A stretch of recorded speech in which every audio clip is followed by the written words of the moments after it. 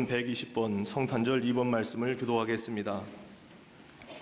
찬송하리로다 주 이스라엘의 하나님이여 그 백성을 돌보사 속량하시며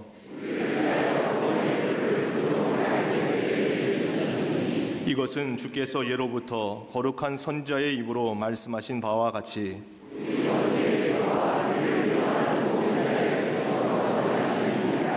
우리 조상을 긍휼히 여기시며 그 거룩한 언약을 기억하셨으니 우리가 원수의 손에서 건지심을 받고 종신토록 주의 앞에서 이는 우리 하나님의 긍휼로 인함이라. 이로써 돋는 해가 위로부터 우리에게 임하여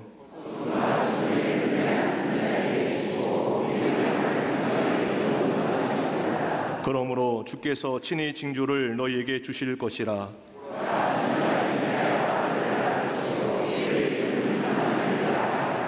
아멘.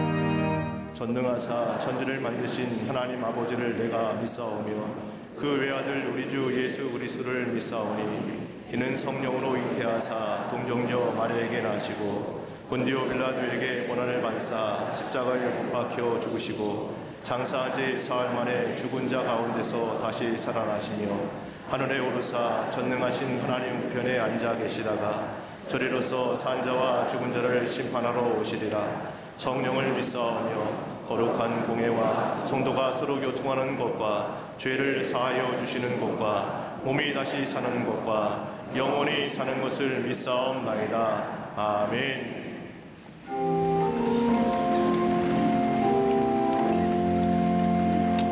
지난 한 주간도 은혜 가운데 지켜주셨다가 복된 대강절 넷째 주일을 허락하시사 성육신하신 예수님을 기쁨과 간절함으로 저희 안에 모시고 주일 예배를 드리게 하심에 감사를 드립니다.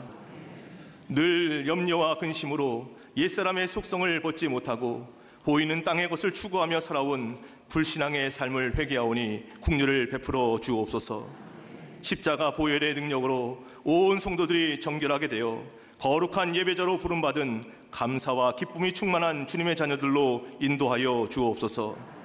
성탄절을 며칠 앞두고 진정 저희들이 준비해야 할 것이 무엇인지를 깨닫게 하여 주시옵소서. 주님이 왜 이 땅에 오셔야만 했는지, 성탄의 의미가 무엇인지를 깨달아 주님께 찬양과 영광을 돌리는 성탄절을 준비할 수 있도록 이끌어 주시옵소서.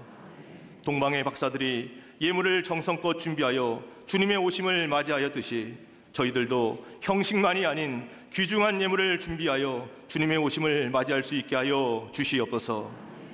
대한민국의 소망의 계절을 허락하신 하나님 아버지, 주변 강국들의 이해관계 폭풍 속에 있는 이 어려운 시기에 오히려 이 나라와 민족이 꺼지지 않는 기도의 불길로 하나 되게 하여 주시옵소서. 오직 하나님께서 주인이심을 고백하고 하나님의 통치가 이루어지는 나라가 되게 하여 주시옵소서. 대한민국 어디를 가든 골목길마다 십자가 등불로 빛나게 하시사 거칠어졌던 마음들마다 예수님의 생명으로 충만케 하사 변화되게 하시며 하나님을 향해 자라가는 은혜가 넘치게 하여 주시옵소서. 전쟁 준비와 인권 억압, 굶주린 백성으로 가득한 북한을 불쌍히 여겨 주시옵소서. 하나님의 주권적인 역사 가운데 미사일 발사와 핵실험 강행을 막아 주시옵소서. 한반도의 평화가 정착되게 하시며 한라에서 백두까지 성령의 새바람이 불어와 피 흘림 없는 복음적 평화 통일의 날이 속히 이르게 하여 주시옵소서. 거룩과 생명의 저수지로 광림의 제단을 사용하시는 하나님 아버지, 올 한 해 절대 복음의 능력으로 순전한 믿음을 지켜내므로 믿음의 선한 증거로 세상을 화평케 하는 교회 되게 하심에 감사를 드립니다. 온 교회가 사랑과 은혜로 마음 모아 함께 짐을 지며 나아가는 말씀과 기도, 전도와 선교의 생명의 공동체 되게 하심도 감사를 드립니다. 모든 성도들 가운데 교회를 향한 사랑과 헌신의 마음이 가득 차고 넘치게 하시며 절대 감사로 기뻐하며 이웃들에게 소망의 빛을 전하는 축복의 통로로 쓰임받는 은혜를 더하여 주시옵소서. 모든 부서와 기관마다 마음과 정성과 뜻을 모아 주님을 더욱 사랑하게 하시며 기도와 헌신의 겨자씨가 심겨져서 주님의 때에 아름답고 풍성한 열매가 가득 넘치게 하여 주시옵소서. 속회와 선교회가 열매 맺는 제자의 삶을 살아가게 하시며 한 영혼을 사랑하는 일에 가장 유능한 모습이 되어 주신 은사를 통해 아낌없이 헌신하고 섬기게 하옵소서. 다음 세대를 세워가는 교회학교와 샤이닝 키즈, 샤이닝 스쿨, 샤이닝 유스, 사랑부와 청년 선교국, 청량연물을 통해 꿈을 주시는 하나님, 꿈을 이루어 가시는 하나님을 경험하게 하옵소서. 다음 세대를 향한 간절한 기도를 통해 믿음의 자녀들이 꿈과 소망을 확실히 갖게 하시며 교회와 민족의 내일을 책임지는 21세기 다니엘과 에스더 같은 주의 일꾼들로 넘쳐나게 하여 주시옵소서. 끝없는 열정과 그리스도의 사랑으로 교회와 열방을 섬기는 지성전과 국내 선교지마다 복음의 실크로드를 활짝 열어주시며 강력한 부흥의 진원지로 쓰임받게 하여 주시옵소서. 오늘 세례를 받는 유아들과 그 부모들이 주님께서 꿈꾸게 하신 거룩한 비전을 향해 나아가게 하시사 은혜의 새날이 열려 평생토록 참된 예배자요 기도의 용사로 살아가게 하여 주시옵소서. 광림에 속한 가정과 자녀와 일터마다 가랑비와 소낙비 은혜로 충만한 인생 되어 평생이 물된 동산 같고 물이 끊어지지 않는 샘과 같이 되게 하여 주시옵소서. 성령의 권능으로 새로운 미래를 여는 토대로 쓰임받으시는 감독님께 육체의 한계를 뛰어넘는 은혜를 허락하여 주시옵소서. 성령님의 전적인 인도함을 받고 강력한 영적 기백으로 목회하시는 담임 목사님께 영육의 강건함을 더하시사 날마다 새로운 전성기를 맞게 하여 주시옵소서. 한국 교회와 세계 선교를 위해 달려가실 때마다 황폐해진 나라와 백성들을 복음의 능력으로 회복시키도록 강력한 기름 부음으로 채워 주시옵소서. 오늘도 목자의 심정과 아비의 마음으로 진액을 쏟으며 말씀을 대원하실 때 포쿠스와 같은 성령의 은혜를 부어주시사 영적으로 닫혀있는 모든 심령의 귀가 열리고 마음의 변화를 받아 말씀대로의 삶을 살아내는 온 교우들 되게 하여 주시옵소서. 이 시간에도 함께 예배드리는 남교회와 서교회, 북교회와 해외 선교지, 방송으로 예배드리는 모든 성도들 가운데 어떤 상황 가운데서도 감사하며 기뻐할 수 있는 강력한 은혜를 부어 주시옵소서. 거룩한 예배를 위해 몸과 마음과 물질과 시간을 드리는 이들의 헌신과 충성을 기쁘게 받아주시사 하나님만 의지하는 이른비와 늦은비의 은총을 평생 누리게 하여 주시옵소서.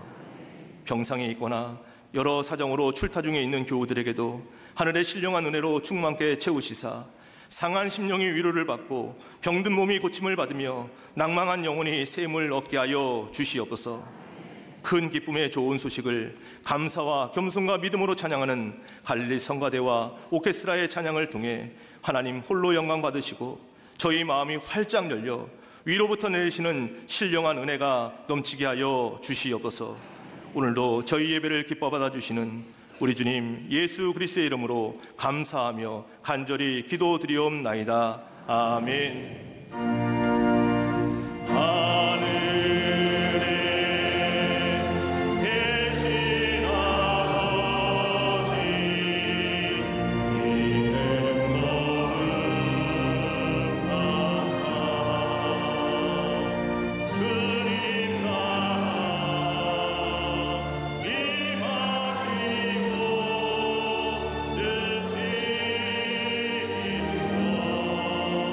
주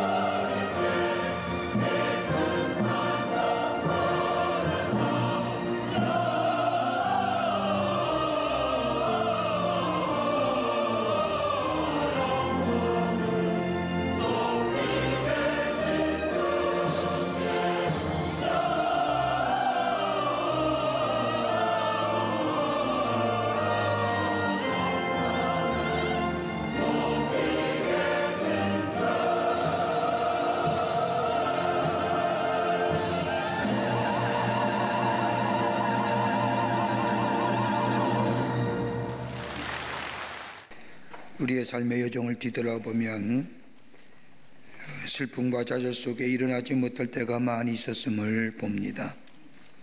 한 발자국도 나가지 못하고 무엇을 해야 할지 아무것도 못할 때에 우리로 하여금 다시금 일어서게 하는 힘이 어디에 있을까요? 많이 있겠지만 아마도 우리를 일어서게 하고 미래를 향하여 나아가는 게 있다고 하면 희망일 겁니다. 희망이 있으면 일어설 수 있지요. 또한 격려함일 겁니다. 누가 나를 격려해 준다고 한다면 우리의 어둠과 좌절, 이러지 못할 때 일어서 새로운 미래를 향하여 나아갈 수 있는 힘이 우리 가운데 있을 겁니다. 이와 더불어 또 하나의 것이 있다고 한다면, 우리로 하여금 삶의 의미를 발견해 준 들이 있다고 한다면 우리는 좌절을 넘어서서 새로운 미래를 향하여 나아갈 수 있을 겁니다. 성경은 예수님께서 이 땅에 오심을 가리켜서 절망과 어두운 가운데 있는 이 세상의 온 백성에게 미칠 큰 기쁨의 좋은 소식이라고 예수의 오심을 우리에게 말씀하십니다. 큰 기쁨의 좋은 소식이 어떻게 이루어졌을까요? 어떤 것일까요? 오늘 우리가 함께 읽은 본문의 말씀을 보면 예수님이 이 땅에 오심을 소개하면서 우리에게 예수님의 어머니 마리아와 더불어 아버지 요셉에 대하여 말씀합니다. 읽은 마태복음 1장 18절 말씀을 보면 예수 그리스도의 나심은 이러하니라 그의 어머니 마리아와 요셉과 약혼하고 동거하기 전에 라고 기록하면서 예수의 어머니 마리아와 예수의 아버지인 요셉에 대하여 말합니다. 우리 예수의 어머니에 대해서는 잘 알고 있습니다만은 예수의 아버지인 요셉에 대해서는 잘 모릅니다. 아니, 알려고 하지 않습니다. 그런데 예수님의 탄생은 요셉을 떼어놓고는 이야기할 수 없습니다. 예수님이 땅에 오심과 더불어 동정녀의 탄생을 요셉을 제외하고는 설명될 수가 없습니다. 그럼에도 불구하고 예수님의 아버지인 요셉에 대하여 쉽게 넘어가려는 우리에게 마태는 요셉이 어떠한 사람인지, 그가 어떠한 일을 했는지, 그리고 어떻게 하나님의 커다란 구속의 역사를 이루는데 귀한 일들을 감당했는지 우리에게 말씀하고 있습니다.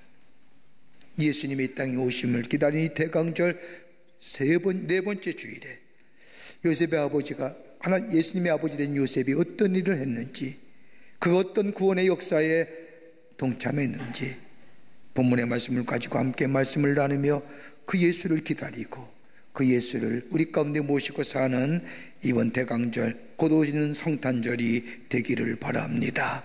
첫 번째는 요셉은 의로운 사람이었습니다. 의로움을 포기하지 않았던 사람입니다. 오늘 마태복음 1장 19절 말씀을 보십시오. 그의 남편 요셉은 의로운 사람이라 그를 드러내지 아니하고 가만히 끊고자 하며, 여기서 의롭다라고 하는 이 번역된 단어의 원어는 디카이오스라고 얘기하는 단어인데, 이것은 단순히 인간관계 속에서 인간으로 하여금 지켜야 할 도덕적이고 윤리적인 것을 가리키는 의로움이 아닙니다. 오늘 본문에서 말하는 의라고 하는 것은 하나님과의 관계 속에서 만들어지는 삶의 방식을 얘기하는 겁니다. 하나님과의 수직적인 관계, 하나님 앞에서 인간으로서의 살아갈 도리를 말하는 겁니다. 인간인 사람들과의 관계 속에서 살아갈 때 지켜야 할 것이 도덕과 윤리로 나타난다고 한다면, 하나님과의 관계 속에서 살아갈 때, 우리의 삶을 살아갈 때 있어야 할 것이 뭐냐? 의로움입니다. 요셉은 어둡고 캄캄한 절망의 시기에 하나님의 관계를 포기하지 아니하고 수직적인 관계, 하나님의 관계 속에서 내가 지켜야 할 것들을 지키며 살았던 사람이라는 겁니다. 여러분, 성경 말씀을 가만히 보면, 여러분 구약의 마지막 예언서인 말라기의 말씀과 저 마태복음에 처음으로 세례 요한이 회개하라 천국이 가까이 왔느니라고 처음으로 광야에서 외쳤던 말씀, 여러분 종이로는 한 장 차이지만 시간으로 몇 년인 줄 아십니까? 무려 400년입니다. 들려야 할 하나님의 말씀이 400년 동안이나 이스라엘 백성 가운데 안 들렸다는 겁니다. 하나님의 말씀이 들려야 내가 하는 것이 무엇이고 내가 어디로 가야 하는지 알 것인데, 400년 동안 하나님의 말씀이 들려오지 않을 때에 저들은 어디로 가야 할지 알지 못하였고 무엇을 해야 할지 몰랐다는 겁니다. 그러기에 침묵의 시대요 암흑의 시대였습니다. 여러분, 우리 중에 하나님께 기도했는데 응답되지 않는다고 해서, 하나님께 내 기도를 들어주지 않는다고 해서 신앙의 길을 떠난 사람이 얼마나 많습니까? 어떤 사람은 기도의 의욕을 잃어버린 사람도 있을 겁니다. 내가 아무리 기도했지 하나님이 응답하지 않는데 내가 뭐하러 기도하느냐라고 하며 기도할 의욕을 잊어버린 사람들. 우리 주변에 있는 수많은 일들을 바라보면서 하나님 왜 이런 부조리와 왜 이 부정한 일을 보시며 침묵하고 계시냐고 하며 하나님 아니 계신다 하여 하나님의 떠난 사람도 있음을 봅니다. 어둠의 시대에, 절망의 시대에 하나님의 말씀이 들려오지 않았던 그 시절에, 어두운 시기에도 이 요셉은 하나님과의 거룩한 관계를 포기하지 않았다는 겁니다. 하나님의 약속의 말씀을 믿었습니다. 하나님의 약속을 신뢰했습니다. 그 약속을 신뢰하는 사람으로서의 삶을 살았다는 겁니다.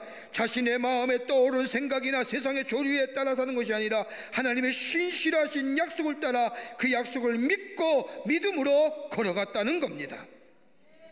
하나님은 이러한 사람들 통하여 하나님의 역사를 이루어 가십니다. 여러분, 누가복음 2장 25절의 말씀을 보십시오. 예루살렘에 시므온이라는 사람이 있으니 이 사람은 의롭고 경건하며 이스라엘의 위로를 기다리는 자라 성령이 그 위에 계시더니, 또 한 사람을 생각합니다. 시므온이라고 하는 나이 많은 노인입니다. 이 사람은 나이가 많지만 일평생 기다려온 메시아 오신다는 하나님의 약속의 말씀을 움켜잡고 하나님의 관계를 저버리지 않았습니다. 나이가 들면 들수록 하나님의 약속이 더 멀어져 가는 것 같고, 내가 살아생전에 그 하나님의 약속을 보지 못할 것 같지만은 그 하나님의 약속을 잊어버리지 않고 약속을 움켜잡았습니다. 그리고 믿음으로 지켰습니다.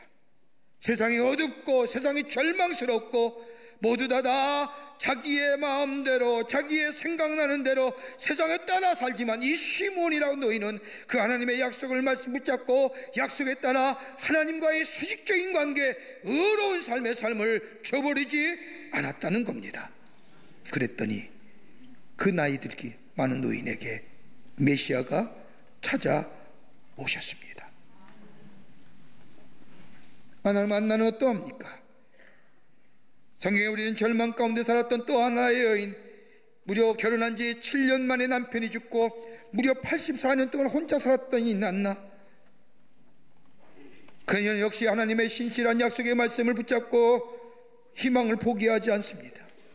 그녀의 인생에 걸어온 삶을 보면 희망이라는 것 도무지 찾아볼 수 없는 인생이었지만, 당시 여자가 혼자 몸으로 살아간다는 것은 참으로 어렵고 힘든 일이지만, 완전히 죽음과 같은 인생이지만 이 안나는 자신의 생을 포기하지 않았다는 겁니다.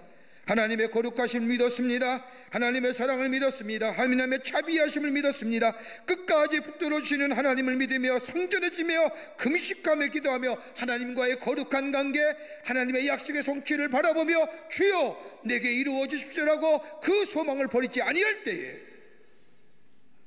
메시아는 그 노인에게, 아무 생명력이 없이 노인에게 나타나시어 그 생명을 새롭게 하시고 그에게 메시아의 약속의 성취를 보여주실 뿐만 아니라 하나님의 거룩한 역사를 그를 통하여 이루어 가셨던 것을 보게 됩니다. 여러분, 예수 만나보니 어떤 분인 줄 아십니까? 세례 요한이 것처럼 회개하시어 깨끗한 마음의 소유자, 그보다 더 깨끗한 마음의 소유자뿐만 아니라 하나님과의 거룩한 관계, 수직적인 관계, 하나님의 약속을 믿으며 그 약속의 성취를 믿으며 기다릴 수 아는 자, 의로운 자에게 메시아가 찾아오시고 큰 기쁨의 구원의 소식을 허락해 주시는 줄 믿습니다. 두 번째로는 요셉은 사랑의 사람이었습니다. 오늘 19절 말씀을 보십시오. 그의 남편은 의로운 사람이라 그를 드러내지 아니하고 가만히 끊고자 하여. 여러분, 의롭다는 사람들이 가지는 가장 큰 고민이 뭘까요? 정의를 외치고 의로움을 외치는 사람들의 가장 큰 고민이 무엇인지 아십니까? 다름이 아닌 사랑의 결핍이지요. 그렇다면 사랑을 가진 자의 가장 큰 고민이 뭘까요? 의를 세우는 겁니다. 을을 세워지기 위해서는 여러분 가만히 생각해 보십시오. 사랑이 무너져야 되고 희락이 무너지고 화평의 존재가 깨집니다. 여러분 이렇게 본다면 의와 사랑이란 것 여러분 공존할 수 없는 속성입니다. 그런데 성경에 나타난 하나님의 성품을 보면 의와 사랑이 공존하지요. 하나님의 성품이 두 가지가 모순될 수가 없습니다. 이 두 가지 즉 사랑과 의가 동시에 나타날 때 인간은 갈등하게 됩니다. 여러분 가만히 보시고 우리 주변에 의를 외치는 사람 사랑 결핍되어 있지 않습니까? 용납인 거 없지요. 받아들임 부족해요. 그래서 사랑이 많은 사람들을 보면 의를 세우는 게 부족합니다. 여러분 남유다 예언자로서 북방 이스라엘 대하여 예언했던 호세아 선지자, 그가 외쳤던 하나님 예언의 주제는 다름이 아니라 하나님의 공의와 하나님의 정의와 하나님의 심판이었습니다. 그런데 이 유다의 예언자였던 호세아가 저 북방의 이스라엘 향하여 하나님의 말씀을 전할 땐 다름이 아니라 하나님의 사랑을 얘기합니다. 하나님의 심판과 공의와 정의를 외쳤던 이 호세아, 하나님의 사랑을 이야기할 때에 도무지 하나님의 사랑을 나타낼 길이 없어서 이 예언의 말씀을 이 호세아가 어떻게 증거할까 고민하다가 하나님의 말씀대로 길에서 몸을 파는 여자를 자신의 아내로 삼습니다. 그리고 아이를 낳지요. 아이를 낳을 때 그의 아이가 내 아이인지 남의 사람의 아이인지 알 수가 없습니다. 그럼에도 불구하고 그를 통하여 아이를 낳습니다. 그런데 이 아내가 집을 나갑니다. 나가서 길거리 여자가 됩니다. 이 남자의 품에 안기고 저 남자의 품에 안기고, 그럼에도 불구하고 이 호세아는 속량하여 대가를 지불하고 그 아내 된 여인 남의 품에 안겼던 아이를 다시 데려오지요. 하나님의 사랑을 얘기하는 겁니다. 자신의 민족의 죄를 자신의 삶으로 끌어안았습니다. 하나님을 배반하고 다른 신 우상을 섬기는 이스라엘 백성들처럼 몸을 파는 여인을 자신의 아내로 삼고 하나님의 사랑, 하나님의 공의, 여러분 그 아픔과 그 갈등이 얼마나 컸겠습니까? 여러분 정죄하기 쉬운 겁니다. 분노하기 쉽습니다. 여기는 아무런 죄책감이 없습니다. 그러나 사랑한다고 하면 여러분 분노하기 쉽지 않습니다. 정죄하기 쉽지 않습니다. 요셉에게 바로 이 모습이 있었다는 겁니다. 그러기에 18절 후반부의 말씀을 보면 그의 어머니 마리아가 요셉과 약혼하기고 동거하기 전에 성령으로 잉태난 것이 나타났더니, 여러분 마리아에게 이 요셉에 동거하지도 않았는데 잉태되었다는 겁니다. 여러분 이스라엘의 관습 속에는 결혼이라는 것이 두 단계가 있습니다. 하나는 키루신이라고 하는 약혼의 단계입니다. 히브리 민족에 있어서 약혼의 단계에 이르면 약혼한 남자를 가리켜 내 남편, 내 아내라 부릅니다. 그러게 마태복음 1장 18절 19절의 말씀을 보면 내 남편 요셉, 내 아내 마리아가 부르는 것은 뭐냐면 이 요셉과 마리아는 키루신, 약혼의 관계라는 겁니다. 혼인한 상태는 아닙니다. 또 하나의 결혼의 방식이 있습니다. 결혼했다는 것은 히브리 단어로 루파라고 얘기하는 이 단어는 동거하는 겁니다. 같이 사는 겁니다. 근데 오늘 본문의 말씀을 보면 약혼했다는 건 키루신의 관계입니다. 그런데 약혼해갖고 이 마리아가 수태가 되어 배가 불러오는 겁니다. 여러분 어떻게 이해할까요? 용납이 될까요? 이 요셉의 상태를 마태복음 1장 20절의 말씀을 보면 이렇게 표현합니다. 이 일을 생각할 때에 요셉이 이 일을 생각한다는 것, 원문을 보면 복수의 수동태형입니다. 여러분 무슨 생각일까요? 가만히 있어도 이 생각이, 마리아가 나와 함께 동거하지도 않았는데 마리아의 몸에 잉태되었다는 그 사실이 이 요셉의 마음속에, 요셉의 생각 속에 들어오는 겁니다. 민물처럼 들려오는 겁니다. 그러면서 마음속에 심한 배신감 들리는 겁니다. 내 아내 마리아가, 내가 사랑하는 이 마리아가 어찌 된 일인가? 아무런 생각을 하려도, 일부러 생각하지 않아도 그 생각이 멀씀이 들어오는 겁니다. 여러분 이런 상황을 가리켜 신명기의 말씀은 뭐라고 얘기하느냐? 이런 여자, 이 부정한 여자는 밖에 사람들에게 고하여 밖으로, 성문 밖으로 내가 돌로 쳐 죽이는 것이 신명기 율법입니다. 사람들에게 널리 알리어 모든 사람이 알게끔 하는 겁니다. 그런데 오늘 본문의 말씀은 요셉은 의로운 사람이었기에 이 하나님의 말씀을 믿고 지금까지 살아왔고 절망의 삶 가운데도 이 말씀 붙잡고 살았던 이 요셉, 의로운 사람이기에 악을 제거하기 위하여 사람들에게 자신의 정원한 마리아의 이 죄악상을 널리 알리고 돌로 쳐 죽이는 것이 마땅한 일인데, 오늘 말씀을 보면 이 마리아 그렇게 할 수 없는 겁니다. 왜요? 사랑했기 때문에 포기할 수 있는 겁니다. 요셉의 마음속에 의와 사랑이 다투기 시작합니다.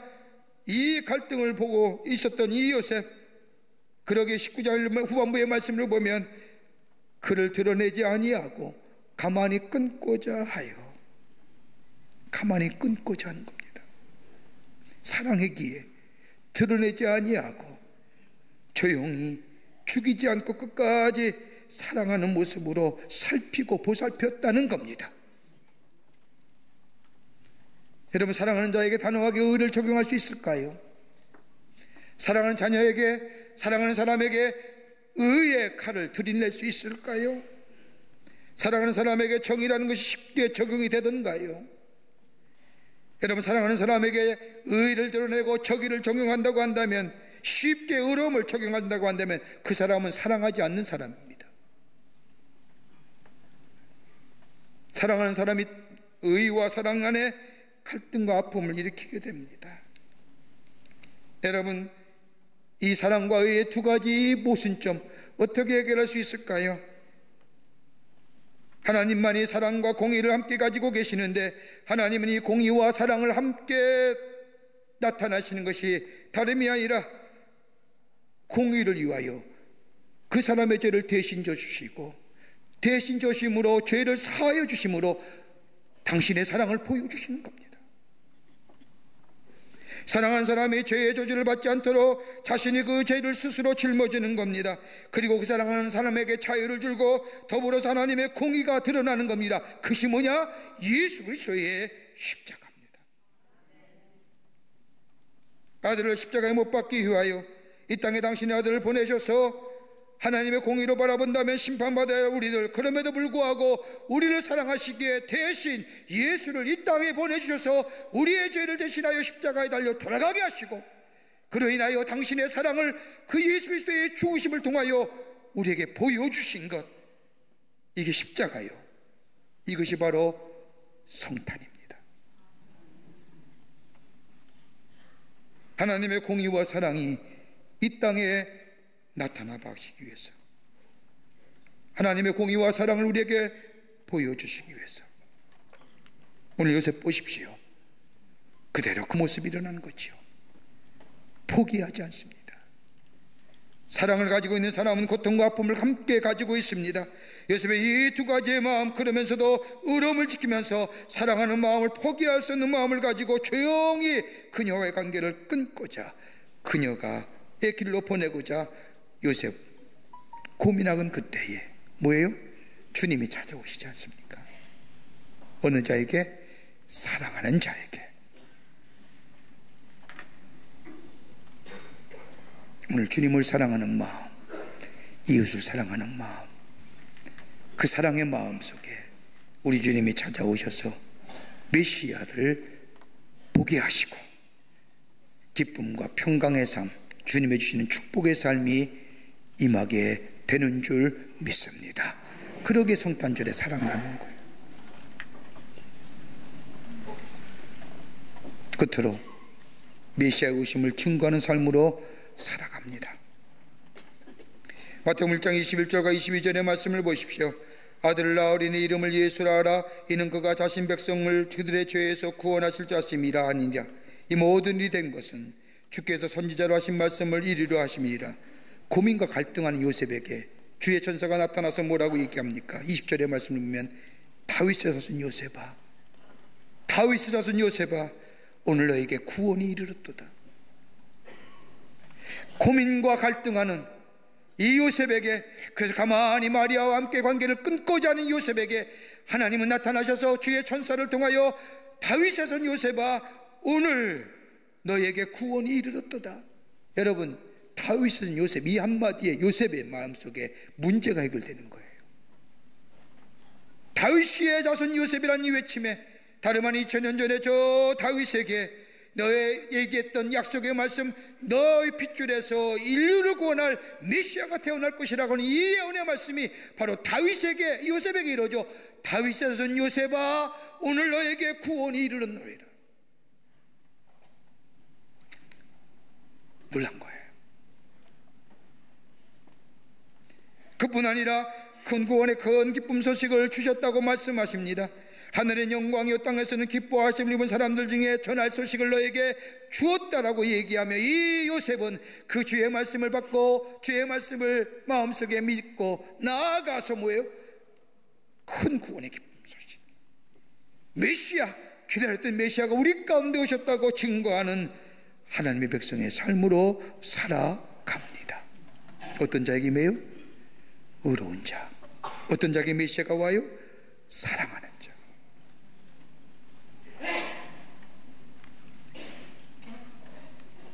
순종하죠.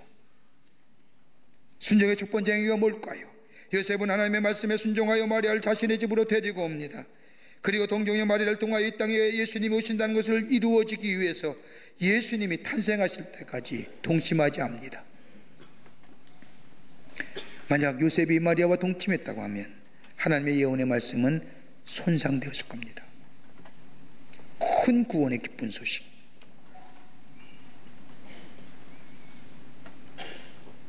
마리아를 지켰습니다.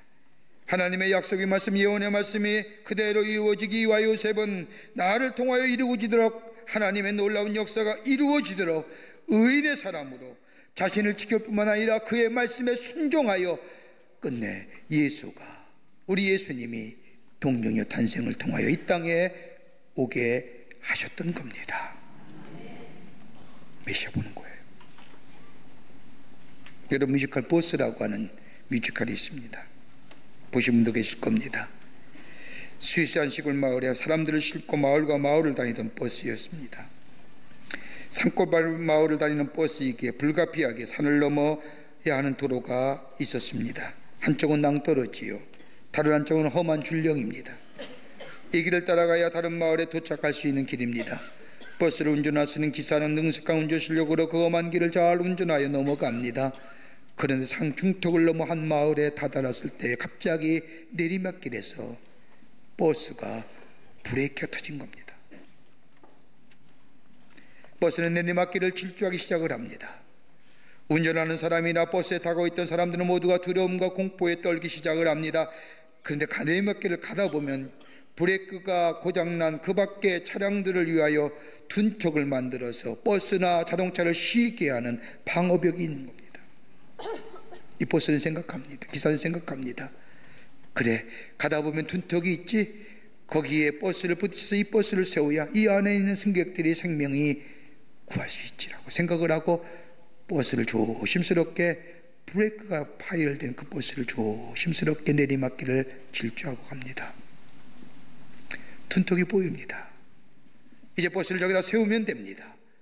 세우려고 하는 찰나에 이 버스 기사의 눈에 들어오는 한 장면이 있는 겁니다. 다름 아니라 그 둔턱 앞에 웬 소년이 손을 들고 서는 겁니다. 깜짝 놀랐습니다. 어떻게 할까? 저 아이를 치고 둔턱에 버스를 세워, 아니면 저 아이의 생명을 살리기 위해서 이 탄 승객들과 함께 버스를 계속해서 내리막길을, 그 험한 길을 달려야 할까? 잠시 고민하던 중에 결단합니다. 저 아이를 치고 버스를 세워야 이 안에 많은 사람이 살지 생각을 하고 그쪽으로 버스를 몰고 그 앞에 다다랐을 때 운전기사는 운전대를 꽉 잡고 눈을 감았습니다. 퉁 하는 소리와 더불어 요란한 소리와 버스가 섭니다. 버스 운전사는 내릴 수가 없었습니다. 그 사이 승객들은 내려가서 아이가 어떻게 됐는지 쳐다봅니다. 이미 아이는 피투성이 되어 죽었습니다. 뒤에 버스 운전사가 내려오더니 그 아이를 가슴에 품고 한없이 통곡하며 우는 겁니다. 알고 보니 그 아이는 이 운전기사의 아들이었습니다. 아버지가 그 버스 타고 운전하며 그 길을 다닌다고 하는 이 알았던 이 아들, 그날따라 그 시간에 아버지는 역시 이 길을 갈 것이라고 생각하며 그 둔턱에서 아버지가 오는 버스를 향하여 손을 흔들었던 이 아들, 이 아들을 죽임으로 인하여 많은 생명이 살아났다는 겁니다. 그러면서 뮤지컬 마지막 부분에 감동적인 노래가 나옵니다. 누군가가 사랑했기에, 누군가가 희생했기에 이제 우리는 새로운 삶을 살 수 있었네 라고. 예수의 오심은 우리에게 참된 기쁨과 구원과 영생을 주신 하나님의 의와 하나님의 사랑이 우리에게 나타난 바 되시기 위해서, 어떤 자가 그런 자를 보느냐? 하나님과의 거룩한 관계, 하나님 앞에 그 약속의 말씀이 우리의 가운데 이루어짐을 믿는 믿음 안에서 우리의 믿음을 지키며 나아가는 자, 그리고 사랑하는 자, 그리고 그 말씀대로 순종하며 사는 자들 때에 메시아는 우리 가운데 오시고 우리에게 구원과 영생을 보여주시고, 더 나아가 우리 안에 새로운 생명의 역사, 큰 기쁨과 하늘엔 평화요 땅에는 큰 기쁨의 소식이 넘쳐나는 복된 성탄이 될 줄 믿습니다. 이런 믿음으로 승리하시는 여러분과 저와 되시기를 주의 이름으로 축원합니다.